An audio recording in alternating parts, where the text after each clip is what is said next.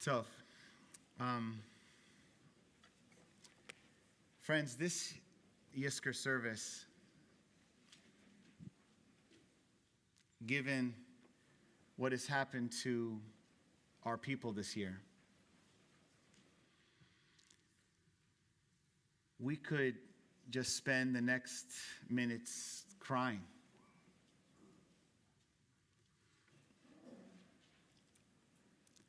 And that would be enough of a prayer. But in the midst of all this pain and suffering, as a people, as a community, we also have individual pain and suffering. You know, this war doesn't stop people from having profound and painful losses. Parents, grandparents, siblings, spouses, children, even grandchildren.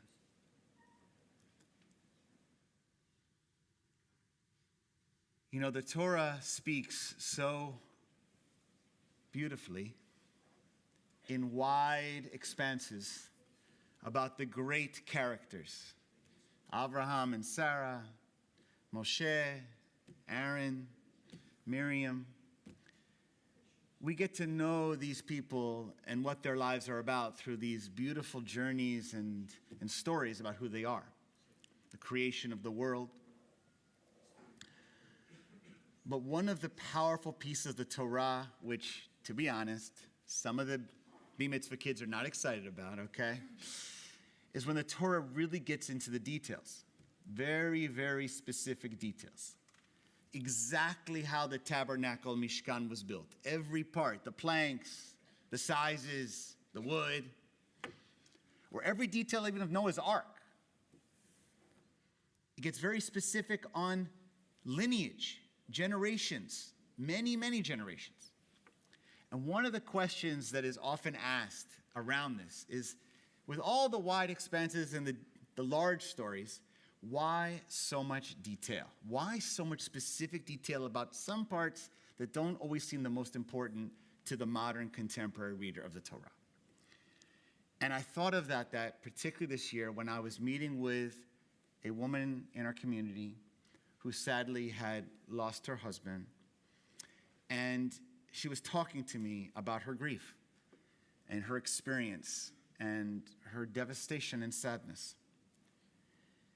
And when I asked her, you know, what is it that, you know, at this moment, because there's many feelings, but what is it that pains you the most? And she said, right now I'm going through experience of really, really missing the small things. I'm missing those few minutes in the morning when we had coffee together. I go up to his closet and I smell his clothing because I miss that particular smell of my husband. It's the way I knew he was coming up the stairs. And I knew when he was opening the door to come in the house. And this I share with you personally because, you know, Yizkor is different for me this year.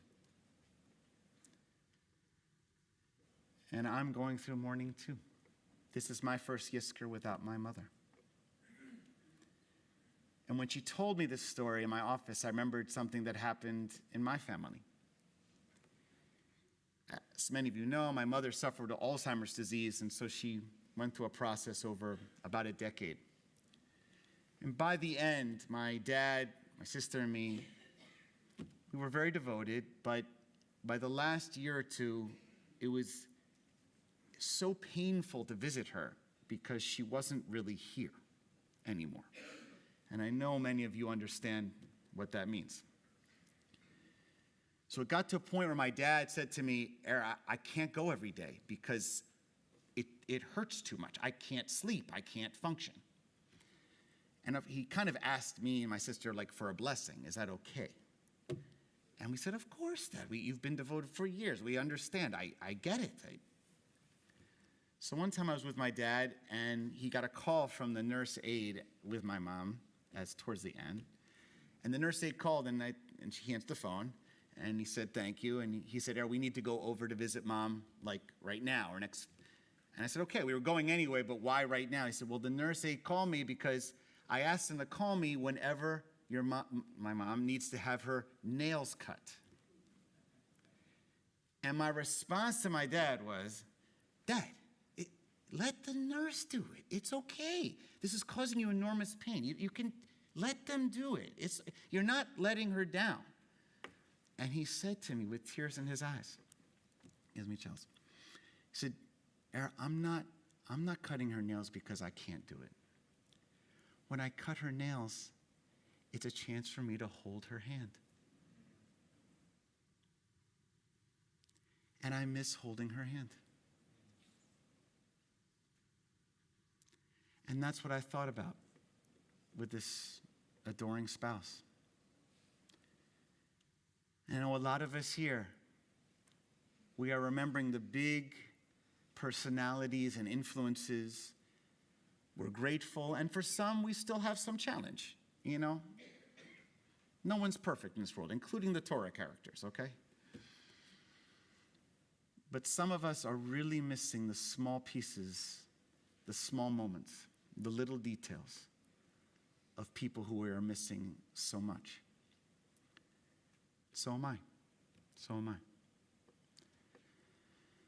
So our minhag here is to use the Torah as a model and get into the details. I invite you to get into the details. Before we do the powerful Yizkor prayers, I invite you to take a few moments to close your eyes, take some breaths. Some may wish to cover their head in their talit. And we're going to let it sit. And I invite you to picture each of the people you're holding in your heart. And I invite you, if you feel you can do it, to think about and honor the small things you miss.